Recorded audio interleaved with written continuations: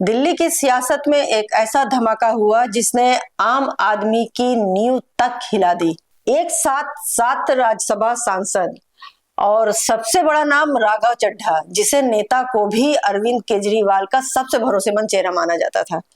आज वही नेता पार्टी छोड़कर बीजेपी में शामिल होने का ऐलान कर चुका है और इस फैसले ने दिल्ली से लेकर पंजाब तक सियासी भूचाल ला दिया है। नमस्कार, आप देख रहे हैं एक संदेश और मैं हूं नाहिद। आज हम बात कर रहे हैं उस राजनीतिक भूचाल की जिसने देश की राजनीति में हलचल मचा दी है। राघव चड्ढा कभी आप पार्टी का पोस्टर बॉय कहा जाता था। युवा चेहरा, तेज बोलने की कला और पार्टी के लिए हर मंच का पर एकदम आक्रामक बचाव। कहा जाता था कि अगर अरविंद केजरीवाल के बाद किसी नेता को भविष्य का चेहरा माना जाता है तो वो है राघव चड्ढा। लेकिन पिछले कुछ महीनों में पार्टी के अंदर तनाव बढ़ रहा था। कई फैसलों को लेकर असहमति सामने आ रही थी और कुछ नेताओं को लगने लगा कि पार्टी अपने शुरुआती सिद्धांतों से भटक रही है। हालात तब बिगड़े जब राघव चड्ढा को राज्यसभा में डिप्टी लीडर पद से हटा दिया गया। इसे पार्टी के भीतर बढ़ती दरार का संकेत माना गया। लेकिन क्या जनता के मुद्दे उठाना, पब्लिक इश्यूज पे बात करना कोई अपराध है? क्या मैंने कोई गुनाह कर दिया, कोई गलती कर दी? Have I done something wrong? ये सवाल आज मैं इसलिए पूछ रहा हूं क्योंकि आम आदमी पार्टी ने राज्यसभा सेक्रेटेरिएट को ये कहा है कि राघव चड्ढा के पार्लियामेंट में बोलने पर रोक लगा दी जाए। जी हां, आम आदमी पार्टी ने पार्लियामेंट को ये सूचित किया है कि राघव चड्ढा को पार्लियामेंट में बोलने का मौका ना दिया जाए। यहीं से वो दरार शुरू हो गई और अब एक बड़ी राजनीति टूट में बदल चुकी है। फिर आया 24 अप्रैल 2026 का दिन, जिसने सब कुछ सार्वजनिक कर दिया। दिल्ली में मीडिया के कैमरे लगे थे, पत्रकार इंतजार कर रहे थे और सामने बैठे थे राघव चड्ढा। इनके साथ अशोक मित्तल और संदीप पाठक भी। इसी प्रेस कॉन्फ्रेंस में वो ऐलान हुआ जिसने पूरी सियासत में हलचल मचा दी। राघव चड्ढा ने घोषणा की कि वो आम आदमी पार्टी से खुद को अलग कर रहे हैं और भारतीय जनता पार्टी में शामिल होने जा रहे हैं।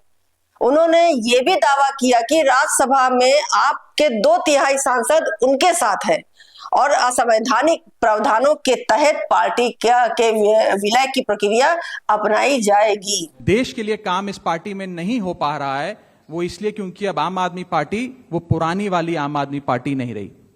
और पिछले कुछ सालों से आप लोग लगातार मुझसे पूछ रहे थे कि राघव जी, आप 1 साल से पार्टी की गतिविधियों से अलग क्यों नजर आते हैं, पार्टी से किनारा क्यों कर लिया?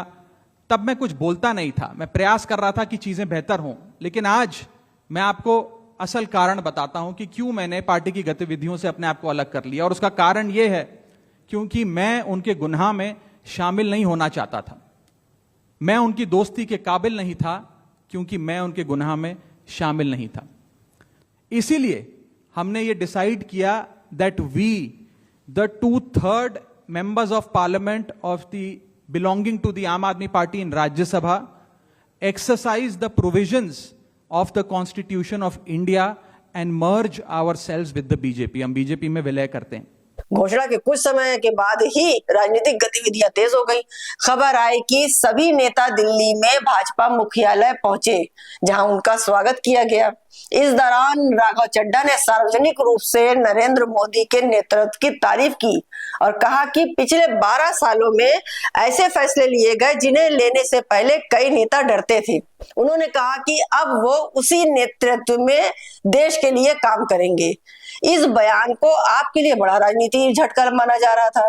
उधर आम आदमी पार्टी के अंदर इस घटनाक्रम ने हड़कंप मचा दिया और कुछ लोगों ने कहा कि ये जो है तो उनको 3-4 महीना पहले ही जब केजरीवाल और संजय जी जेल गए थे तभी ये इतना डर गए थे कि ये अमेरिका फौरन भाग गए थे और इन्हीं सब की वजह से ये इतना डर गए कि कहीं ईडी का जो है तो हमारे ऊपर ईडी ना आ जाए, हमारे घर ना आ जाए।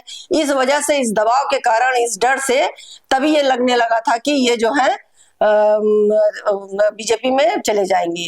और कुछ विपक्षी दलों का ये भी कहना है कि जो घोटाला हुआ था अरविंद केजरीवाल की आप पार्टी में, तो उस घोटाले में ये राघव चड्ढा जी भी शामिल थे।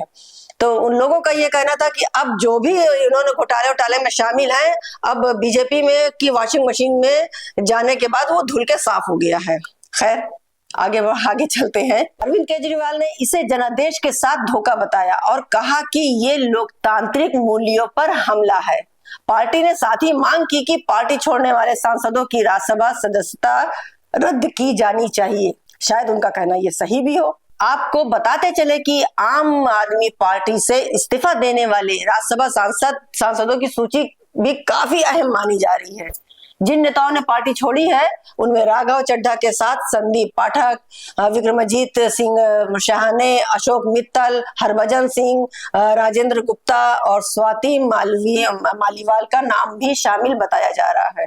इसी बीच एक और बड़ा मोड़ तब आया जब स्वाति मालीवाल ने भी पार्टी छोड़ने का ऐलान किया। उन्होंने कहा कि जिस ईमानदार राजनीति के लिए ये यात्रा शुरू हुई, अब वही मूल कमजोर पड़ते नजर आ रहे हैं। तो आप ये सोचिए कि क्या जब इन्होंने ज्वाइन किया था या इतने दिनों से जो पार्टी आम आदमी पार्टी काम कर रही थी, तब ये नजर नहीं आई थी।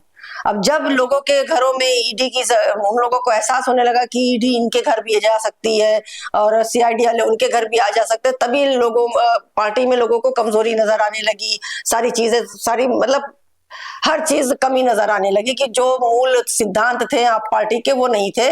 इस वजह से वो दूसरी पार्टी में जा रहे हैं।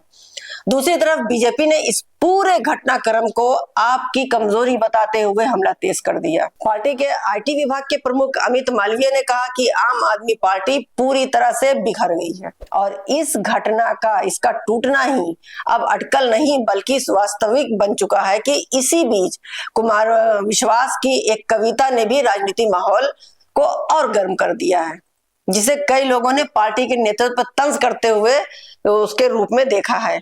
अब सबसे बड़ा सवाल यही है कि क्या ये सिर्फ शुरुआत है या आप में और भी बड़ी टूट देखने को मिल सकती है? क्या राज्यसभा पार्टी की ताकत कमजोर पड़ जाएगी और क्या ये घटनाक्रम आने वाले चुनाव से पहले देश की राजनीति का बड़ा टर्निंग पॉइंट साबित होगा? आपकी क्या राय है? क्या राघव चड्ढा ये फैसला सही कर रहे हैं? कमेंट में अपनी राय जरूर बताइएगा। आज के लिए बस इतना ही। देखते रहिए एक संदेश। नमस्कार, जय हिंद।